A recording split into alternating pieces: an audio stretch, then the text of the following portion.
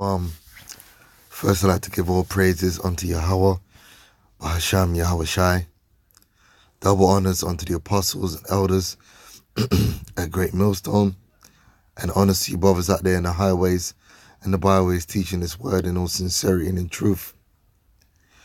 And I just want to do a quick response to a video done by the Elder Ariella last night entitled World War III Algo Update, 2nd of the 10th, 2018. It's heating up quickly now. You know, I was, up leading up to that video being done. There's a few things I wanted to say in regards to the topic, but, I fell asleep, man. It was hella late over here in London. So I'm just going to do it now because I watched the video. I've been watching the video, going over the information. And, hey, man, the kingdom of heaven is nigh at hand, man. This kingdom of heaven is at hand. The prophecies are being ramped up. They're being brought to fruition, man.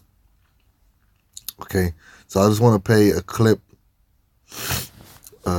from the Algo where, the Elder Ariella is going into, the situation with the Israeli state and how they just got their one of their F-16 jets shut down. All right, so let me play this. Man, it says, surely the least of the flock shall draw them out. Surely he shall make their habitation desolate with them. At the noise of the taking of Babylon, the earth is moved, and the cry is heard among the nations. All right? And so we're going to see this in World War III, man. We're going to see this when these missiles start to really get shot around the place. And we've never seen Syria stand up against the state of Israel like this. Look, type in Israel attacks Syria. So, 1 hour ago. So let's talk about everything's from today. Let me see.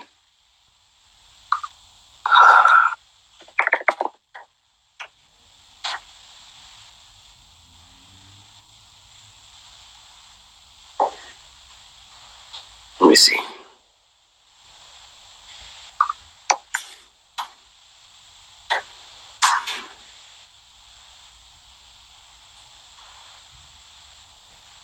See, man, usually when the state of Israel attacks Damascus, they don't ever be talking about it. Look, this is November 30th, 2016. Israeli airstrike hit Damascus outskirts, Syrian reports say. Watch this. 2015. Iran confirms Israeli airstrikes on southern Syria and killed one. That's back January 19, 2015. March 19, 2014. Israeli airstrikes in Golan kill Syrian soldier. See that? Here's another one. November 11, 2015. Israeli Air Force strikes Damascus airport in Syria.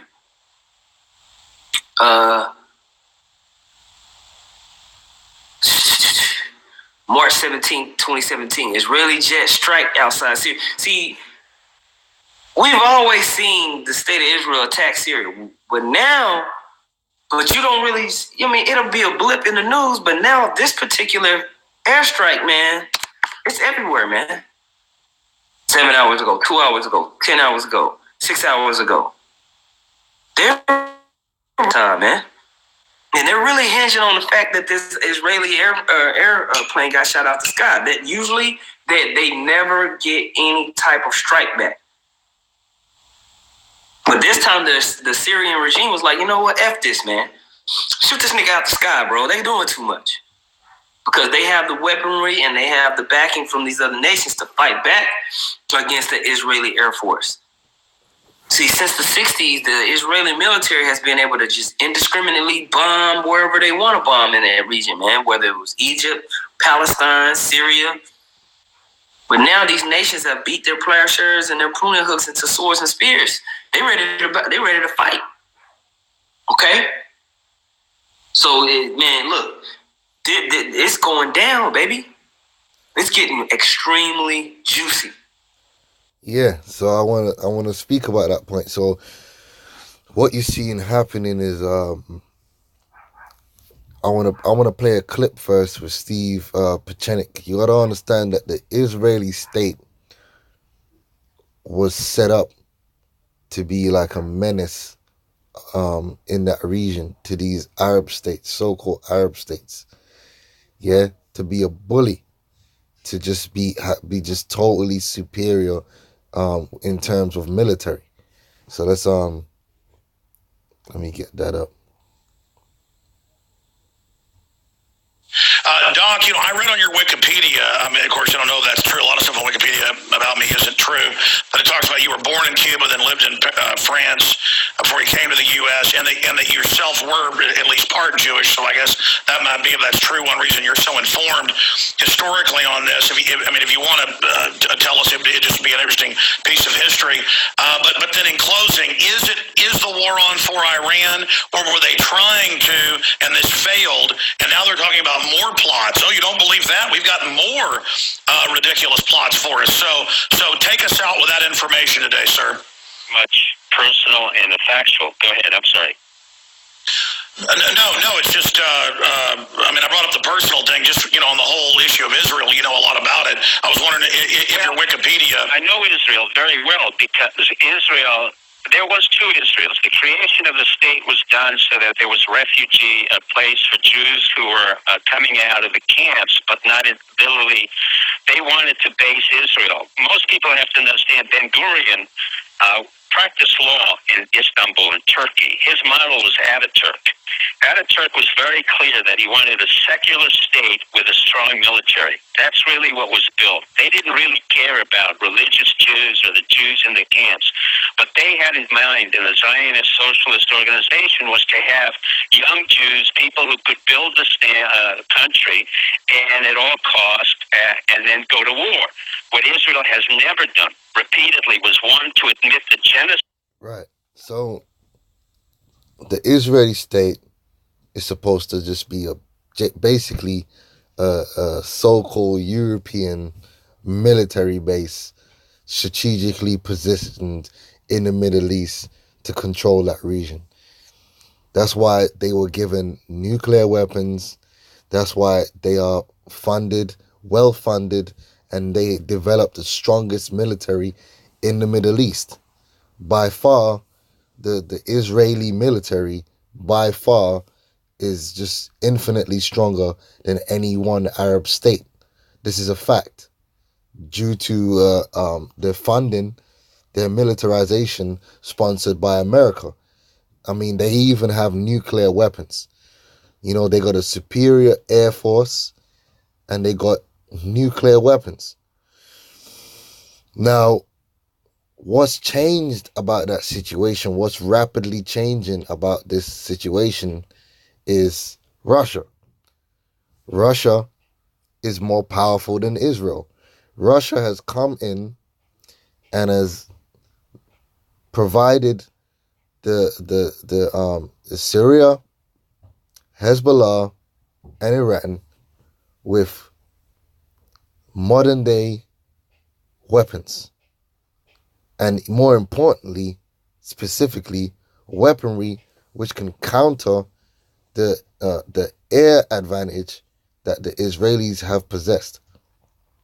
Okay, so the more Russia provides Iran and Syria and Hezbollah with S-300 weapon systems, air defense systems, the less advantage the Israelis have in a war over these states.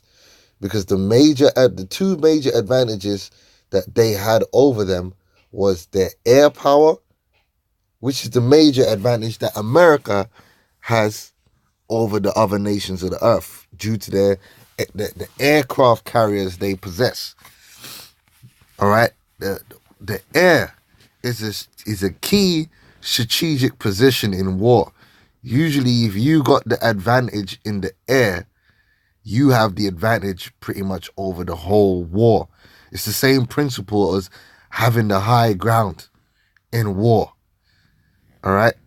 When America went into the wars in Iraq and Afghanistan, the key to those wars was the fact that they could rain hell from the skies with no pushback, with no resistance, because those countries didn't have the ability to shoot those planes out of the air. So they were like sitting ducks. If the ground troops were having any form of problems, the ground troops could just sit back and call in an airstrike, and the airstrike would decimate the enemy. Then they come in after and clean up. All right?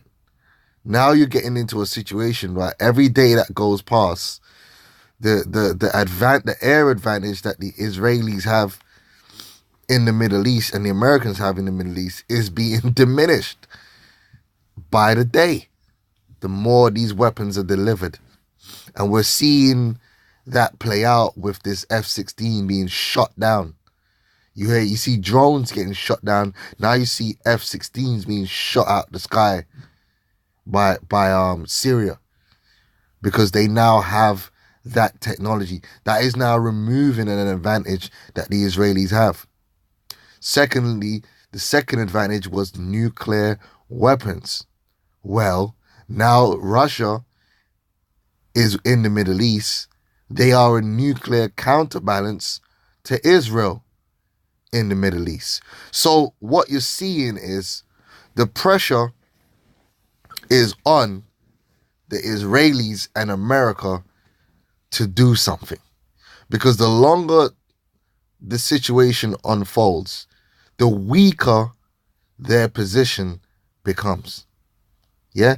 America is only losing strategic advantage. They are not gaining strategic advantage. Russia and China and their allies are gaining strategic advantage in every area of warfare by the day, right? Whether you're talking about the economy or whether you're talking about strictly militarily, this is this current situation, all right?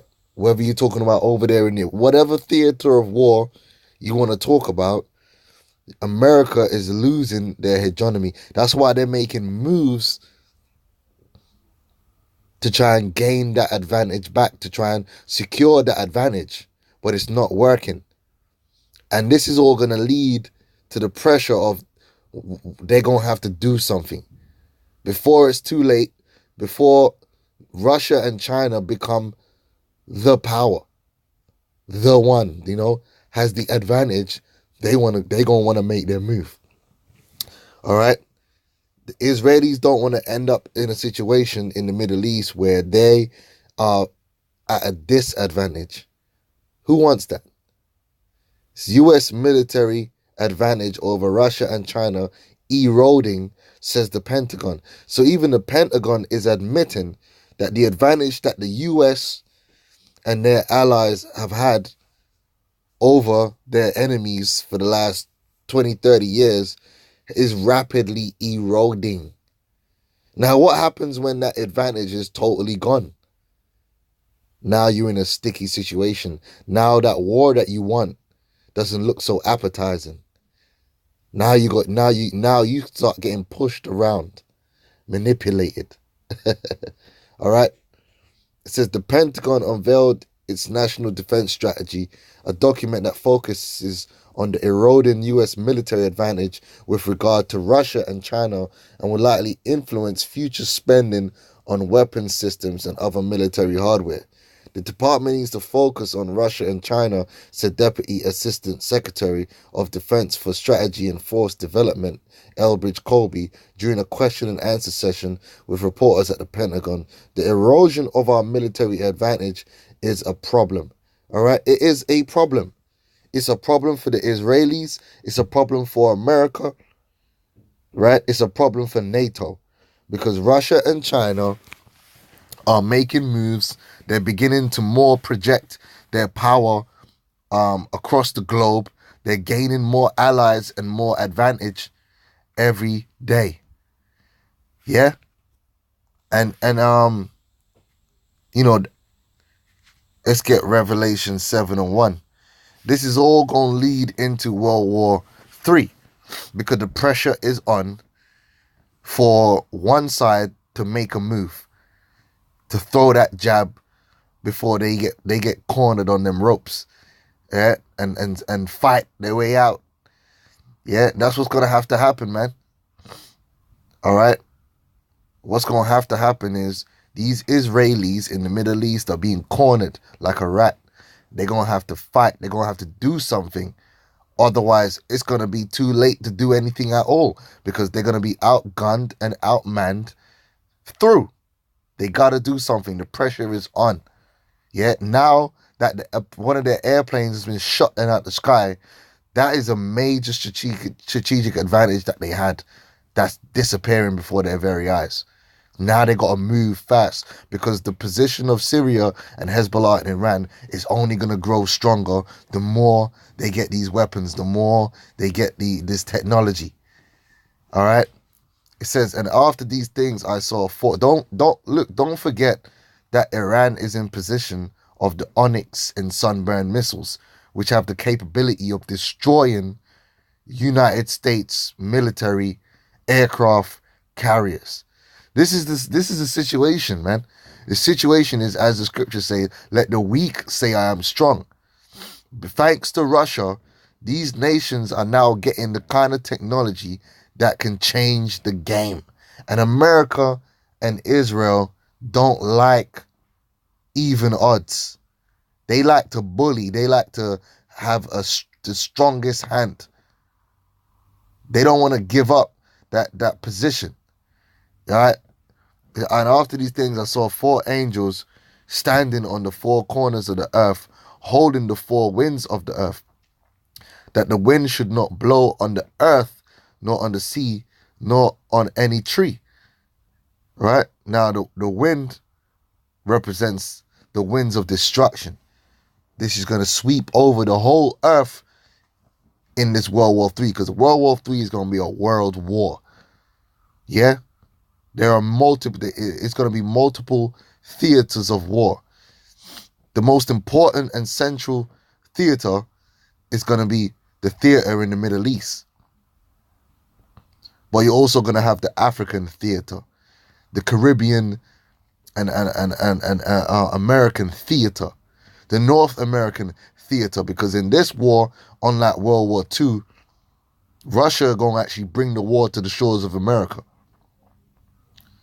All right? So you're going to have that theater. You're going to have the Pacific theater, the Atlantic theater, the European theater, the Asian theater. Right? That's why you see America moving more troops over down there to that Korean peninsula, because that's going to be a theater which is going to be fought against China.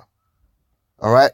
Notice in the document is saying who is the real strategic threat to America. It didn't mention North Korea. They said Russia and China. Fuck North Korea. It's never been about North Korea itself. It's always been about gaining strategic advantage over China. You know, that massive country that's on border with North Korea. Yeah, that one. All right? Yeah? It says, and I saw, and that's why it says hurt not the earth nor the sea, because this war is going to be just like how World War II was fought on land and sea. This war is going to be fought on land and sea. It says, and I saw another angel ascending from the east, having the seal of the living God. And he cried with a loud voice to the four angels to whom it was given to hurt the earth and the sea. These four angels are going to manage this war, man. They're going to manage this war and make sure that these nations destroy each other in this war, man. They're going to put it in the hearts and the minds and the strategies of these nations to destroy each other with these weapons of destruction, man. It says, saying, hurt not the earth, neither the sea, nor the trees, till we have sealed the servants of our God in their foreheads. That's this gospel, this knowledge of the Heavenly Father, this sweet savor of the Lord must be delivered unto the saints. And once the saints have received it, then it's going to pop off, man. So that's why you see this thing building up like a pressure cooker. This thing's building up like, like a boiling pot that's sealed. And the pressure's just building. You know the movies, where the meter measuring the pressures going into the red zone. That's where we at, man. The pressure's just building. And what's going to release that pressure, all right, is the sealing of the elect. And once the elect is sealed, them angels going to pop it. And it's going to go down. So you see it all happening, man, before your very eyes. It says, saying, hurt not the earth, neither the sea nor the trees, till we have sealed the servants of our God in their foreheads. And that's why it's important to keep teaching this word. You want to see the coming of the Lord? You want to see these prophecies play out? Play your part in the prophecies. The ministry is major prophecy too. The ministry of this word to the four corners of the earth is just as major prophecy as any of these last time prophecies. How important is it for the elect to be sealed? It's of great importance. It's pivotal for the whole thing to go down. There's no point America being destroyed or the mark of the beast or anything, these things coming to pass if right? Oh, I lost my train of thought there. What was I saying? Yeah, so it's important, to teach this word, man, because the scripture says when this gospel shall be preached throughout the world, then the end shall come. So we got to keep following the example of the apostles and elders, man, and keep pushing, keep teaching the truth, that is. Not just teaching for teaching's sake or out of strife, out of envy. Teach the truth, be in the spirit, teach the truth, edify the elect, man.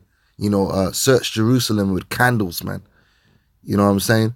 Push this word out, push it. Because as we're pushing this word out, that's spiritual pressure, man.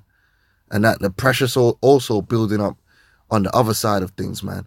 In regards to this World War III. Like I said, this whole thing that's happened with the shooting down of the Israeli F-16, that's major right there. Okay? That is major right there. Because that shows that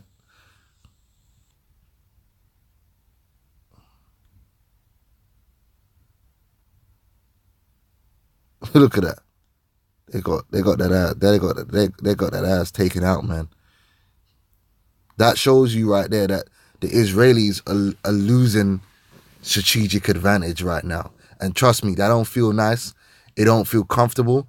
And right now, them Israelis are sitting there thinking about what they need to do, because it's only gonna get worse for them. And ultimately, according to the scriptures, man, they're gonna be destroyed any damn way. That's the bottom line. But they're gonna fight. They're gonna try and fight, man, and that's what we want. All right. Surely the least of the flock shall draw them out, man. These Israelis, they're getting cornered down there in the Middle East. They're gonna have to do something stupid. It's inevitable. It's either they do something stupid and kickstart this war while they think they have some form of advantage, or they can sit there and watch Russia and their enemies get stronger and stronger. The choice is yours. All right? Which really, that ain't no choice. So, that's just my thoughts on it, man. Hey, check out the Algo if you ain't checked it out, man. Hey, shalom.